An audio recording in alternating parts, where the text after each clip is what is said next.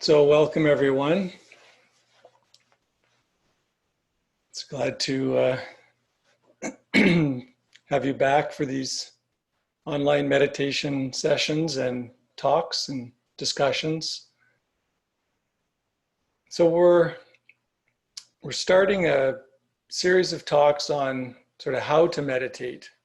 I've been getting quite a few questions about the how-to kind of aspect of meditation. So I thought I'd address some of it, and you may know most of it if you've been meditating for a while, but I kind of invite you to just kind of hang in there and see if something new piques your interest or perhaps shifts how you're approaching your meditations.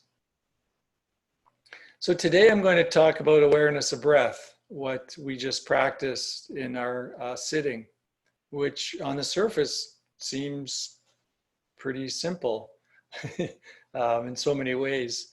And, I've had questions like, why the breath for so long and what's so special about the breath? And it seems to be such a core practice in all spiritual traditions, not just in insight meditation. So I'll get into that a little bit, describe where it comes from, and then some of the nuances in practicing awareness of breath meditation. There's a lot happening, and it's also a really crucial part of our practice. It spills into our daily practice, and it's kind of the anchor for our the rest of the types of practices that we engage in insight meditation. So the awareness of breath comes from the Anapanasati Sutta, which is the awareness of breath sutta. And it's sometimes people talk about awareness of breath as strictly for concentrating the mind, for samadhi. Excuse me. It's just a little tickle. It's not anything more.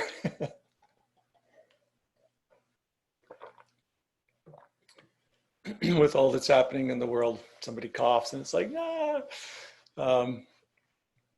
So yeah, people think of it as for concentration, but it's actually a practice that spans samadhi and into vipassana, into seeing clearly. It encompasses all of the practice. And it's said to be the form of meditation that the Buddha was engaged in when he was under the Bodhi tree and became fully awake. He was practicing the awareness of breath, the Anapanasati meditations, which actually goes beyond awareness of breath.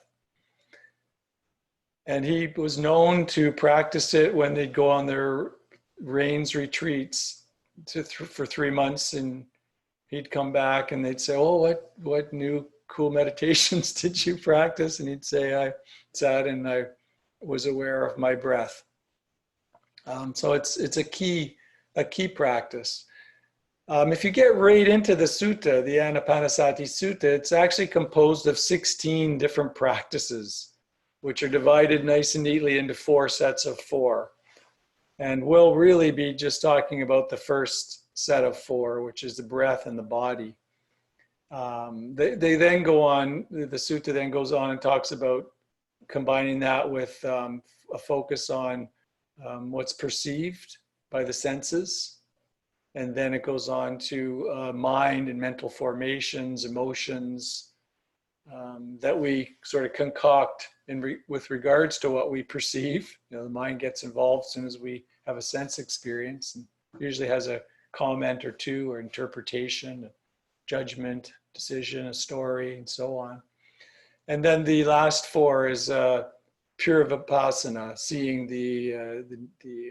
deeply seeing the nature of existence in terms of impermanence, selflessness, and suffering or dukkha. So as I said, this talk, we're going to explore the, the first four. I'll just read a quote from the sutta.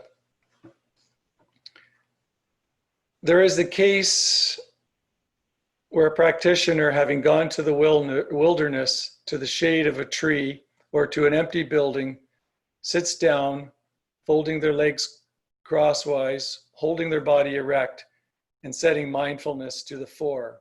Always mindful, they breathe in, mindful, they breathe out. Breathing in, they discern, I am breathing in long, or breathing out long.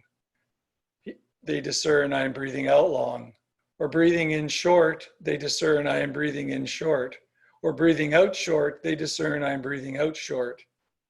They train themselves, I will breathe insensitive to the entire body. They train themselves, I will breathe out sensitive to the entire body. They train themselves, I will breathe in calming the bodily formation. They train themselves, I will breathe out calming the bodily formation. So you can see the sutta takes you through just settling attention on the breath, looking at the nature of the breath. Is it long? Is it short? Rough, smooth, deep, shallow. They gave example there of long and short. And then expanding that, because really the breath meditation is a body meditation because you're following the sensation in the body of breathing. You're not thinking about breathing, you're just simply following that sensation, whether it's at the tip of the nose or the belly, you're following the sensation of the breath in the body. So the first step in it is taking the breath as the exclusive object of attention, which we did in the meditation. Focus that attention onto the breath. And it doesn't much matter whether you choose the nose, the throat, the chest, the belly. I mean, you just choose one, and it can be different every time. You just sort of where is it predominant today?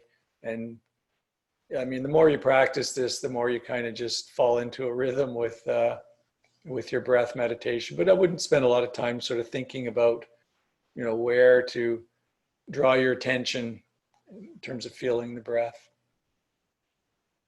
For me, it tends to be the tip of the nose or the belly, deep into the belly as well. Find it very settling to follow the breath deep in the belly. And why the breath? Why do we follow the breath? Well, for one thing, it's always there. It's if you're not breathing, you're not alive. So you're not practicing. So it's something it's always there. It's in the present moment. It's always happening now. There's a breath at some stage, inhaling, exhaling, pausing, always in the present moment. And it's connected to the body. So it allows us to come to be embodied. If you've heard that term in this practice, being embodied. The breath can help us be embodied in our present moment experience. Read a poem called The Breath of Life. Donna Faulds is the author. I breathe in all that is, awareness expanding to take everything in, as if my heart beats the world into being.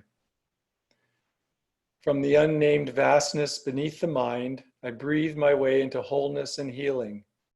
Inhalation, exhalation, each breath a yes, and a letting go, a journey, and a coming home.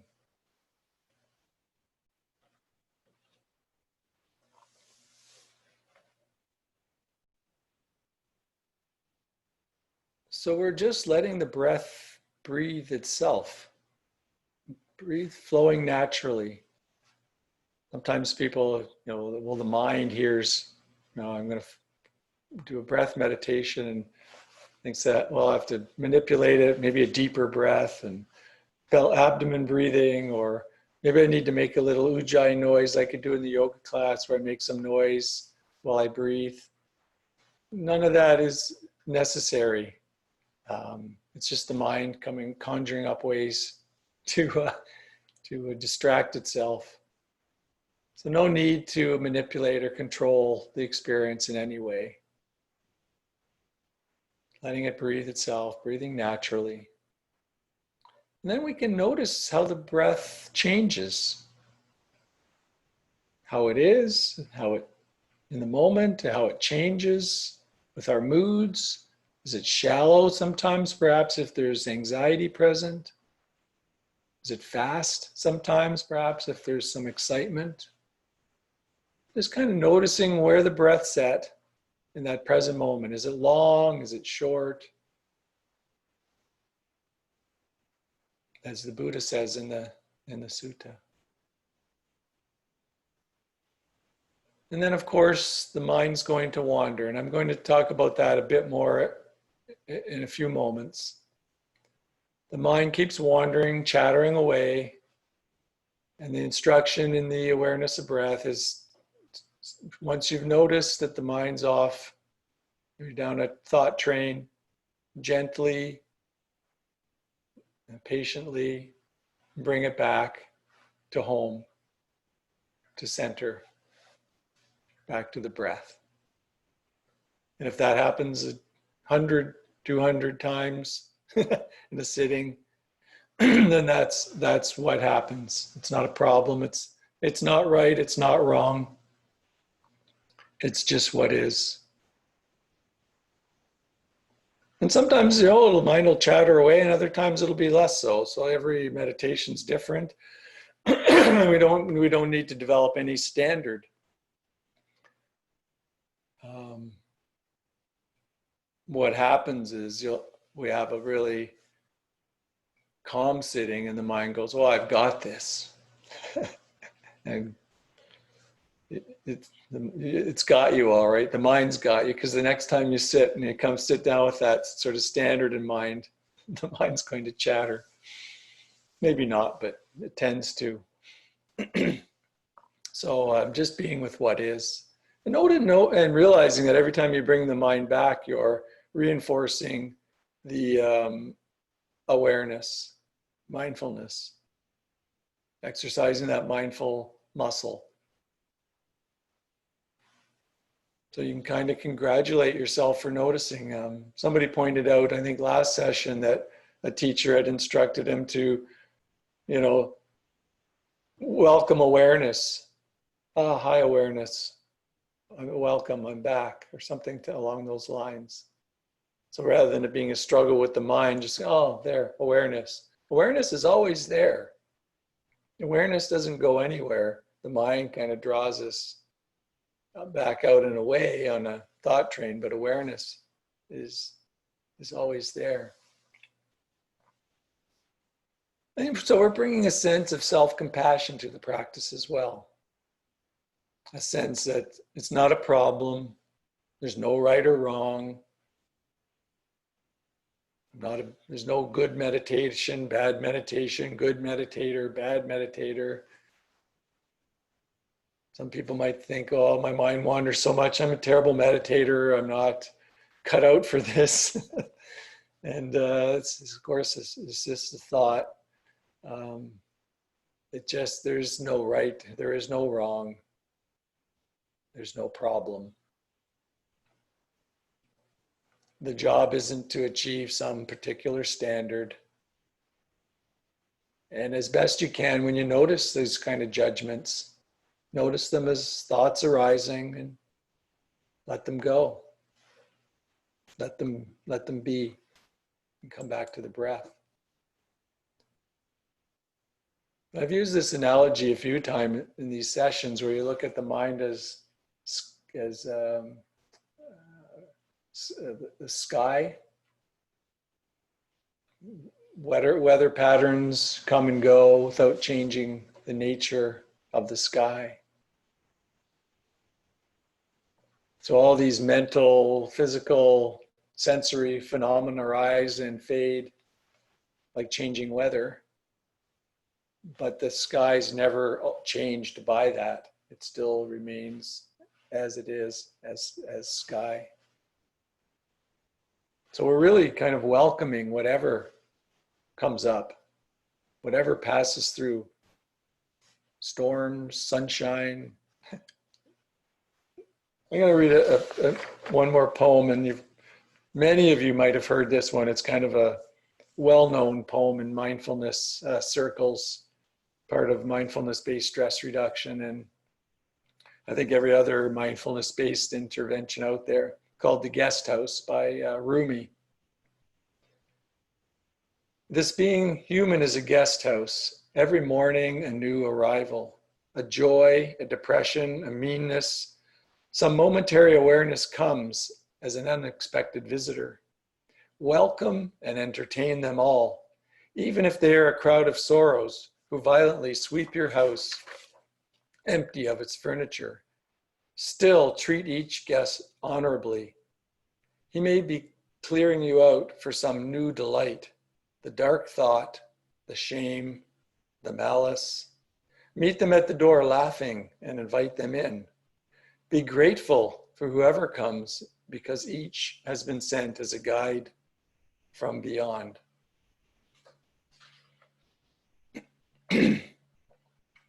That poem really kind of sums up the practice of letting be, of being, accepting sort of whatever arises in our practice in each moment. And it's not saying, you know, we become a doormat, or it just, we're accepting what's presenting itself into awareness in each moment. As soon as you're aware of it, it's already happened. So any resistance to it is resisting what's already happened. Like once that thought arises, a judgment, a story arises, it's already happened. Awareness has seen it. You're simply going, there it is. There's something arising. And as best you can, just being okay with it. And then the fourth part of the first part of the Anapanasati Sutti is opening to the entire body. Excuse me. And that's how we were ending the meditation. So we actually probably started with the body. Often I do go to the breath and then open back up to the body. And the breath is very present within that entire experience, but it's within the context of the entire body. So it's bringing us into an awareness of the body, which is so important in this practice. You know, doing body scans, mindful walking, any kind of mindful movement like yoga, tai chi, qigong, whatever it might be, mindful stretching, mindful weightlifting. It could be, mindful running. You're engaged in some movement and you're conscious of what's going on as you're moving, conscious of what's going on in the body.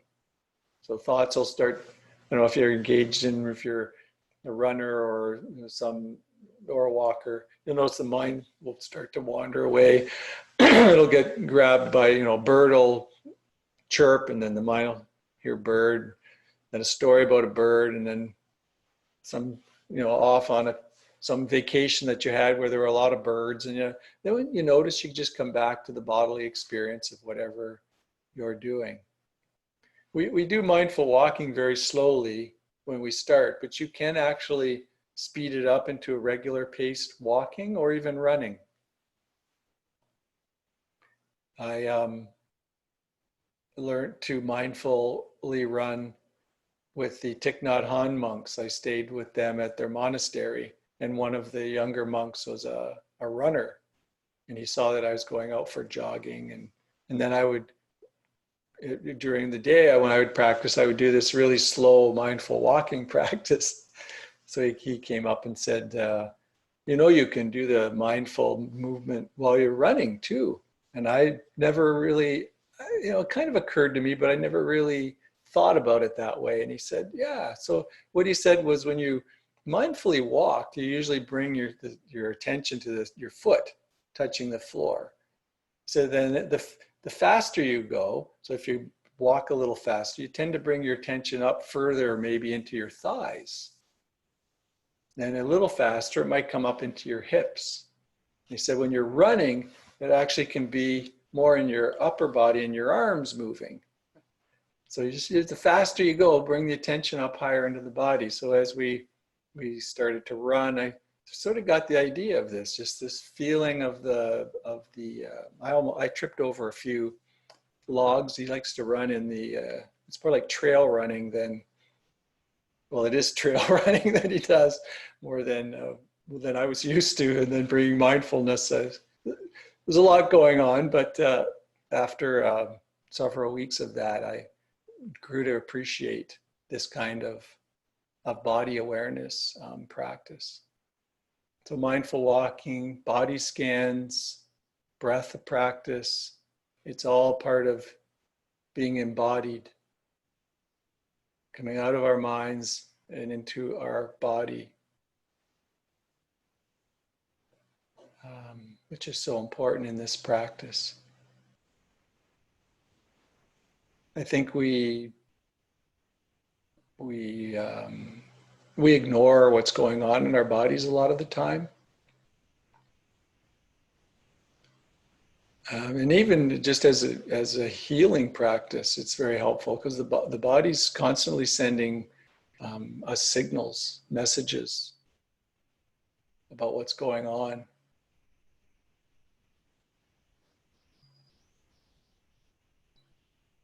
It's kind of an early warning system in many ways that knows things before the mind cognizes what's happening. In many ways, that's what intuition is, gut feeling, body's sending messages that the mind hasn't grasped or grokked. So when we do this practice, what comes up is thoughts. The first time anybody gets into this kind of practice, when we first meditate, we discover how chatty our minds are. And it can be kind of disturbing when you're realizing that how chatty your mind is, first of all, and perhaps the more disturbing part of it is there's really nothing you can do about it. It just goes on and on and on. Until you took a look, you thought like you were actually under control, that you were the one doing the chatting. Right? You thought you were kind of behind all this chatting. Perhaps even a thought arose, that said, perhaps I shouldn't be doing all this chatting to myself. Perhaps I shouldn't be chatting so much. It seems like a lot of nonsense that the mind can conjure up. If someone actually tried to have a conversation with you like this, you'd probably lose interest pretty fast. You may even run in the other direction. And when you try to stop it, it just keeps going. Have you noticed that? If you ever tried to stop thoughts, they just keep going. It seems they're going on and on without your consent, without any intention. So you might start to think, why does my mind do this? Why does my mind chatter like this? It is kind of strange, eh? Like when you think about it, the mind just chatters without my consent, no intention, chattering away, out of control. Really, the mind is trying to impose some order on your experience, trying to create some order. out of what is, a pretty chaotic world. And as you practice more and more, you discover that all this talking, all this mind chatter, it's not a problem.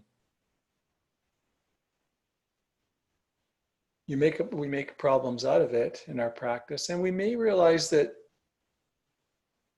it's the talking to ourselves that seems to cause problems, to make things seem like they're falling apart. I mean, you can talk yourself into misery in a moment.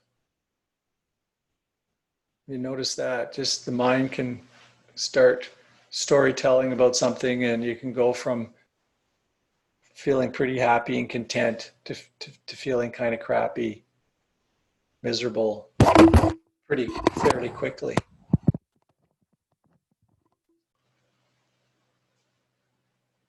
So we disentangle ourselves from thoughts in this practice.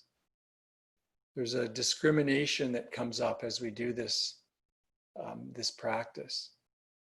There's thinking, and then there's awareness of thinking. We disentangle them. Without awareness, it's just kind of all one big knot. We disentangle it. We can say, oh, there's thinking, and then there is awareness or mindfulness of thinking. We can use the power of our mind in this way to create a new kind of order, a level of order. There's thought and awareness of thought.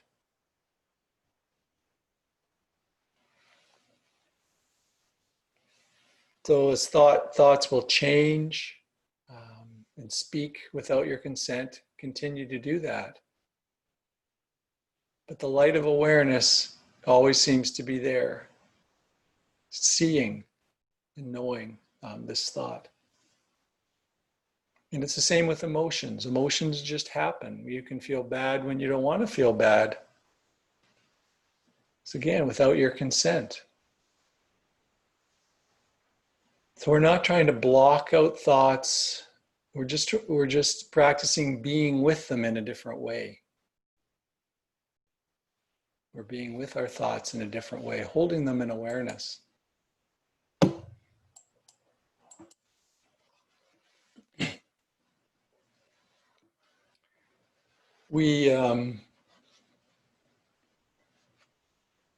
So how we relate to thoughts is a key part of this practice. Bringing some self-compassion to our practice is also a key part of awareness of breath. So we notice judgments. That's fine. It's, again, thoughts arising. We bring this kind of a self-kindness, I guess you could call it. How you would be with a good friend that needs support and caring.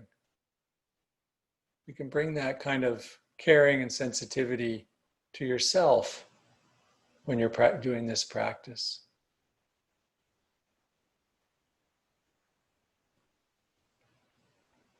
It can be very helpful.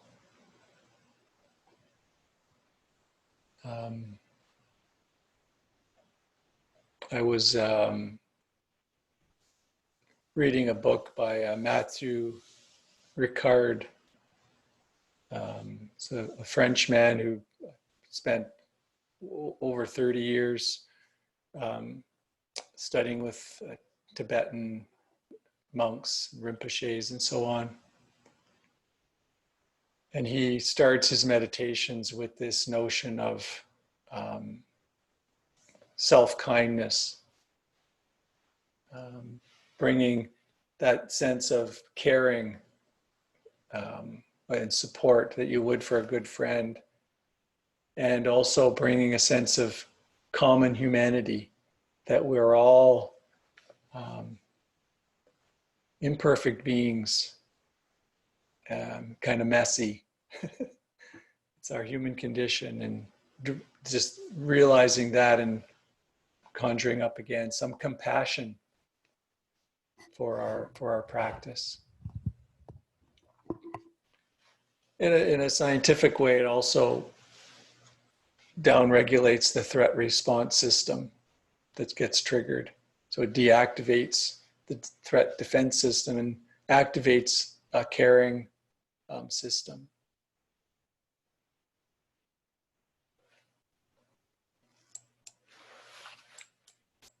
So we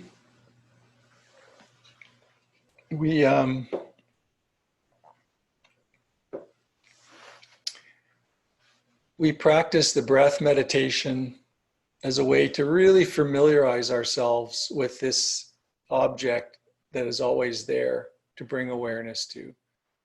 So we can come into the breath at any moment. And it's particularly useful if you're wanting to understand an aspect of what you're experiencing. If you want to draw yourself and anchor and come home, as that first poem spoke about, to come home to awareness. It can become a kind of a default for coming home.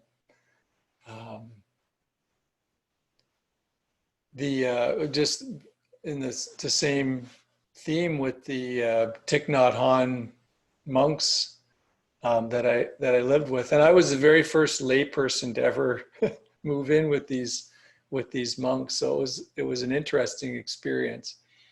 They asked for somebody to help them paint. They sent out an email and said, "We need to paint. Is there any volunteers?" And the email popped right up on my screen, and I replied right away and said, "Yeah, I've done a lot of painting. I would love to come and spend months with you and help you paint." And they emailed me right back and said, "Good, you're in." And then they sent out another email 30 seconds later saying, "Well, we found a painter." So it all happened within 3 minutes probably. Here I was all booked and ready to go to live with them. And one interesting thing they did was they randomly rang this big bell during the day. And no matter what you were doing, because we all had chores and service and different activities, whatever you were doing when that bell went, you would just stop and you would come to your breath. And this is, of course, the Thich Nhat Hanh mindfulness bell that he is well known for. So just remembering to come back to re-embody, just in case, see where's your mind, where's your mind at in this moment, and to come back to the present moment. And I took that, and if this was years ago, you could actually download a mindfulness bell and put it on your computer. You probably put one on your phone too, and it just dings randomly. And you can do the same thing with the technology that's out there. Just a reminder to come to the breath. I just noticed. So my laptop broke, like just completely dead. So I'm borrowing my wife's laptop, and she has a little sticker on it. Is it backwards for you guys? No. So it says breathe. I just noticed it. So it's sitting right here beside the track, the pad or track pad. So that's something else you can do. Put it on your TV, your remote, your computer, just as a reminder to simply breathe, to come home to that breath. Or every time you hear a sound, set the intention that every time you hear a car horn, a ding from your computer or your phone, clicking clock, whatever it might be, a bird chirping, every time you use that as a sound, a reminder, that sound is a reminder to come to your breath, just bring your attention to several breaths, and then continue with whatever you were doing. You can use reminders like every time you come to a doorway as a reminder, or some place in your house or in your workplace. It just reminded me, for years I did stairs. And every time I came to stairs, I would mindfully walk up the stairs or mindfully walk down the stairs. And if I forgot and I got halfway or even all the way, and then I remembered, oh, I forgot to do that mindfully, I'd walk back down and do it again. So I kind of trained the mind to not forget quite as much. Or each time you initiate a conversation, or each time you're about to speak, take a breath and feel a breath and then speak. It's a beautiful kind of pause that we can bring into our practice.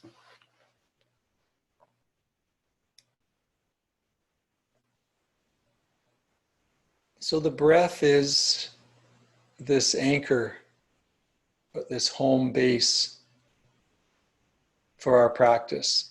It allows us to embody, come to the present moment in an embodied way. Very important part of our practice. And as we move forward and we look at other forms of practice, such as choiceless awareness, will be the next one. And then what I call a non-meditating meditating. So is where you let go of the meditator. The breath is still present as an anchor to the present moment. It's a key part of our practice. It's where I begin every sitting I do, and it's a practice that I engage in if I feel like I'm a little antsy, if that's the word, or a little thrown off kilter. The practice I engage in is coming to the breath. If I want to understand something, if I want to understand what an emotion is that's present, so an intense emotion arises, boredom, anger, impatience, it'll be the body that I'll go to, the breath and the body, to understand that emotion.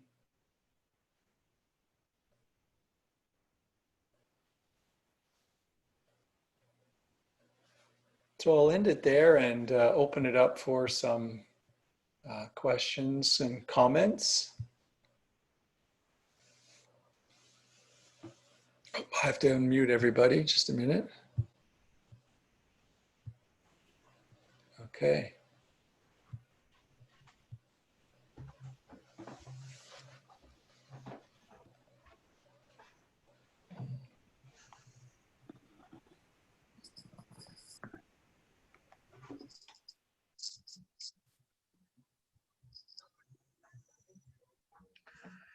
Did I understand anything about, did you say about the mind is trying to make sense of stuff? What was that little nugget of gold?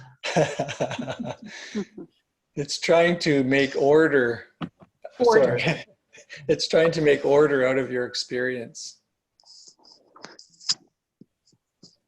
So all this stuff that's going on, the mind is constantly trying to create some order, and that's partly why it's so hard to let go of this. You'll have kind of almost an existential angst, that an antsy feeling, because the mind doesn't want to let go of creating this order from what's going on. So yeah, when that antsiness or that kind of anxiousness that arises can be that kind of the mind resisting you letting it kind of be ignored, and you're just coming to the present moment, and you're not sort of you're not buying into the storytelling that it's doing. So it constantly tells stories to try and make sense of what's happening, right?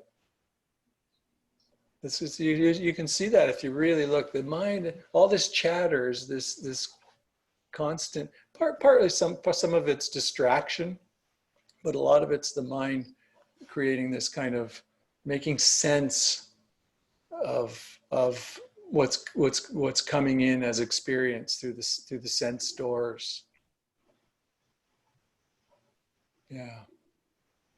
So we can so that we can kind of separate. So that's one order of reality that we can, or dimension that we can exist in, is just this constant mind chatter that's without our consent. There's a word that Adyashanti uses, that just when he said that when I first heard that, that just struck me as, yeah, this is without my consent. You know, we hear automatic, but this is just happening without our consent. You can start to kind of separate thought and awareness of thought, and come to a new kind of order of being, when you can separate the two. And we'll get into that more as we get into choiceless awareness, and in particular just resting in awareness, this kind of non-meditating meditating, which will be the week after next, which is just kind of open awareness. Yeah.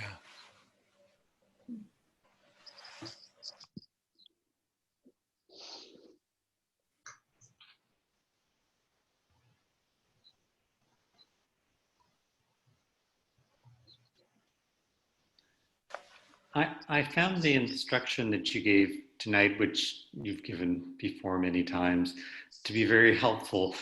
The one, just try to be mindful or present for just this inhalation or just this exhalation. And I've heard it, but today I sort of practiced more and played more with it during the meditation. And for me, it actually seemed quite powerful.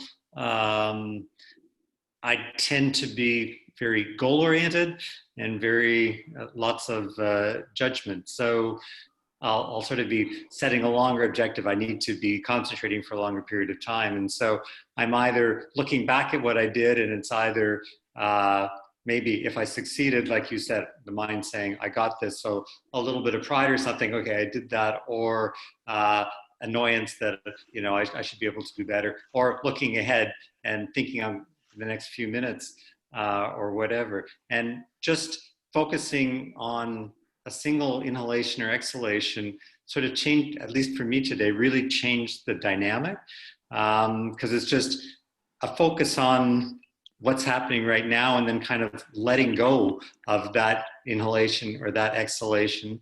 There really isn't time for any judgment or taking any sort of pride in that one sort of inhalation or exhalation. It just seems to flow fluidly. And then of course, some of them connect together and you stay there for a while, but it doesn't matter.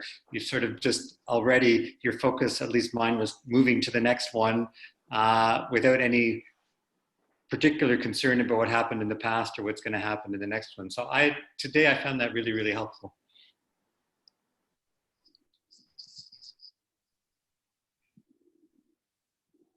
Yeah, and that's very much that balanced effort that we talked about last session, where you're, you know, applying just enough effort or energy to be present for one moment, one breath, you know, one moment, and that's all the mindfulness you need. To say that we're going to sit for 45 minutes and be aware of every breath is just not realistic. So it's not going to happen. Maybe if you were on a 3-month retreat, by the end of the retreat, it might arise. But you know, even then, if you set it up as a goal and strive for it, it probably wouldn't even happen then. So yeah, it's that relaxed, that balanced effort. And it's also the sense of beginning again, beginning anew. So if the last breath, my mind was off somewhere, this next one, it's a new moment. I begin again. I can be aware of this next breath, or this next inhalation. Yeah, and then start again and again and again. That balanced effort that you described so well.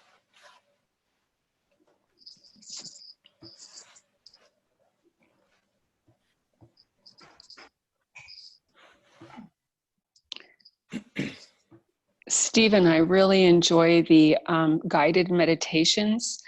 It helps me stay focused and also reminds me of things that I tend to forget. It's just good to be constantly reminded of some of the principles. And I thank you for that. I really benefited from the guided meditations.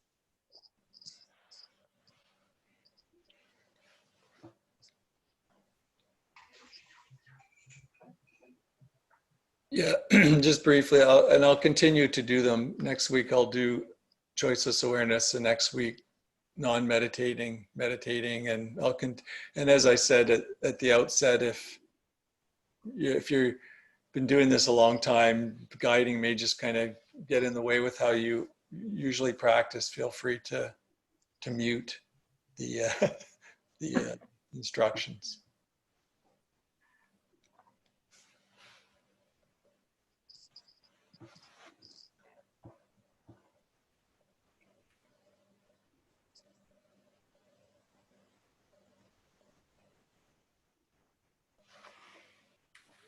I'll also offer that there are sometimes when the guiding isn't as essential or isn't as, I would say, big an influence, but there's lots of times when if I listen to a guided meditation or when you do them, yeah, it really does. It kind of takes the mind on a journey, and like a guided journey, and it can really help the mind kind of, be in the moment, and maybe I use the term distracted. It distracts me from the thought chain and the thought train maybe, and yeah, so I think it's maybe not for everybody, but I certainly can concur as well.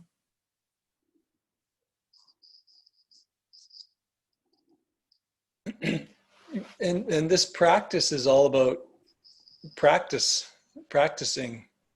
So when any talks I give are just pointing towards things that we do when we practice.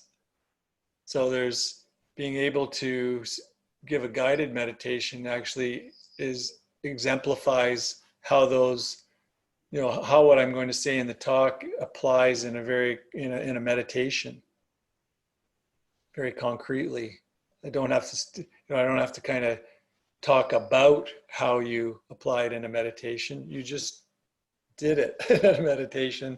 I can refer to it, and then you can get an experiential sense of what, like what was being spoken about in terms of balanced effort. You can get an experiential sense because you just practiced just being with one breath, not trying to be with the next 300 breaths. So you have a very experiential sense of it. So that's why I find the guided meditations can be very helpful in this context. Yeah.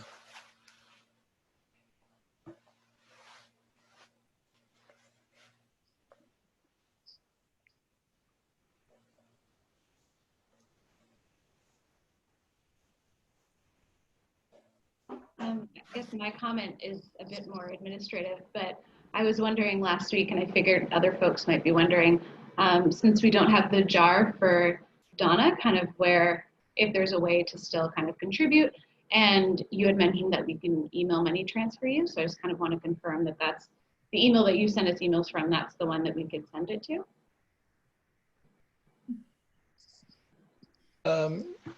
Yeah, just the Stephen _Hick@carleton.ca email, which is on if you go to the website for the group, it's there. I think I included it in the mail chimp message that goes out as well, the email for Donna. Yeah. I missed it. Yeah, it was But there today. any email that you get from me, I don't know what the MailChimp says. It's probably not my email that it's coming from, is it? Or is it? I don't know. But if it's the Carleton email, if it says Carleton in it, then it's at my email, and that'll get to me.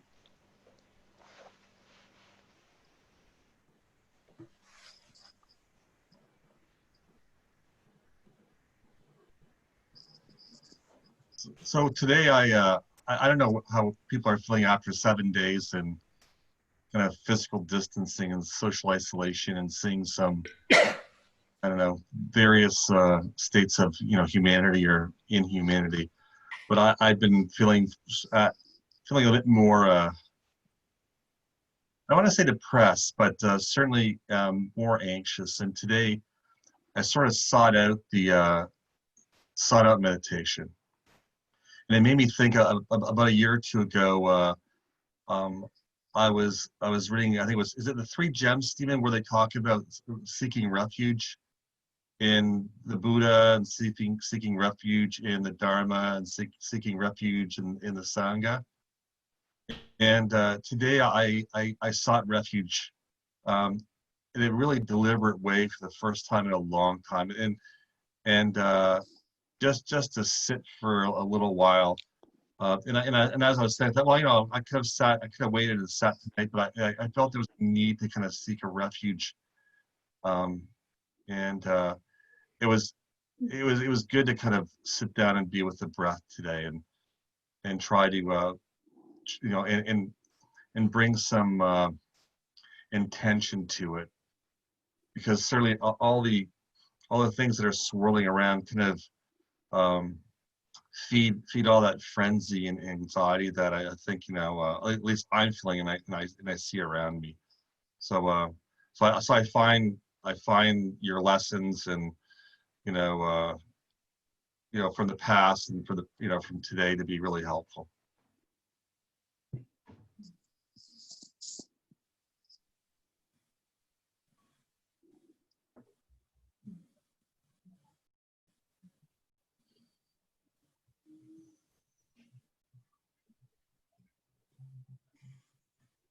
I'll just say ditto that. Really resonates with me what you just said, Carl. Again, it's getting long, this whole thing. So yeah, refuge, it's good stuff.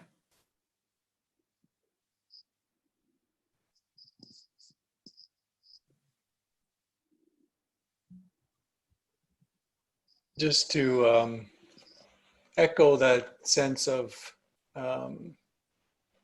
undercurrent of anxiety that gets created, that arises with the pandemic that we're living through, is very real.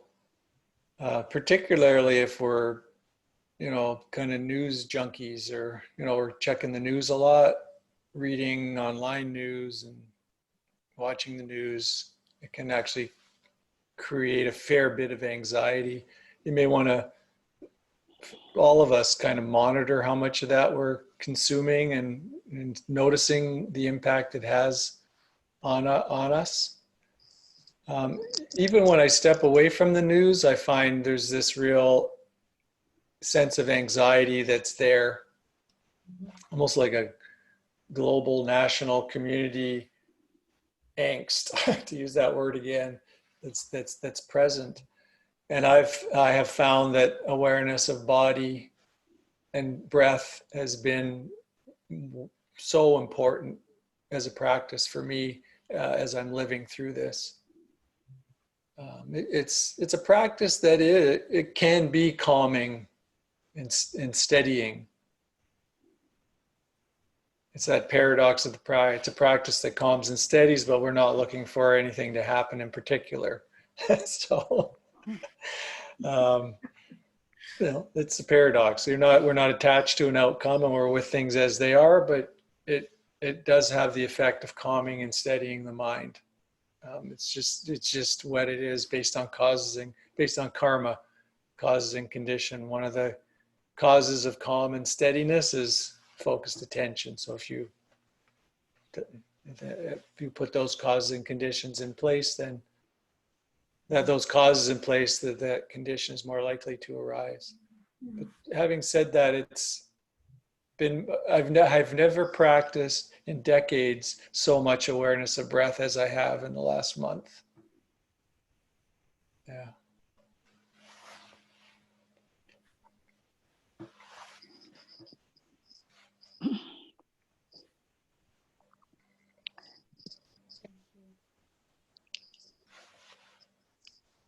One thing I found really helpful, it's free online on YouTube, and it's Yoga with Adriene. And she has a 30-day plan. The practice sessions are easy to follow and not that long, so it's not a huge time commitment, perhaps 25 minutes or half an hour. I've been trying to do that most days and have found it very calming and helpful. So whether you know yoga or not, it's still worthwhile having a look at it.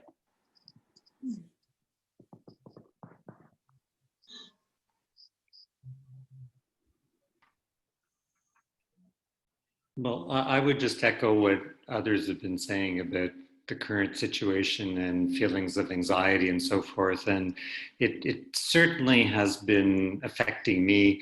It's just sort of omnipresent. And I've been trying really hard over the last few weeks to get up early and spend some time in the morning doing usually some yoga. So it's a very breath-focused meditative yoga. And I've been finding that's very calming and grounding. And it just sort of keeps things sort of at a manageable level. I mean, it never quite goes away. This is just, I'm finding this all very, very strange, but it keeps it at a manageable level. But the last several days, I've just been busy with other stuff. There's some real intense stuff that I was doing with work. Then there was a leak in the plumbing at home that I had to sort out, and a bunch of things. And I just didn't get to any of that. And I just felt that it's just been building up the last several days. And just spending the time this evening has really helped just with the grounding and calming. So I'm going to make an effort tomorrow to get back to my regular, either just sitting meditation or the yoga.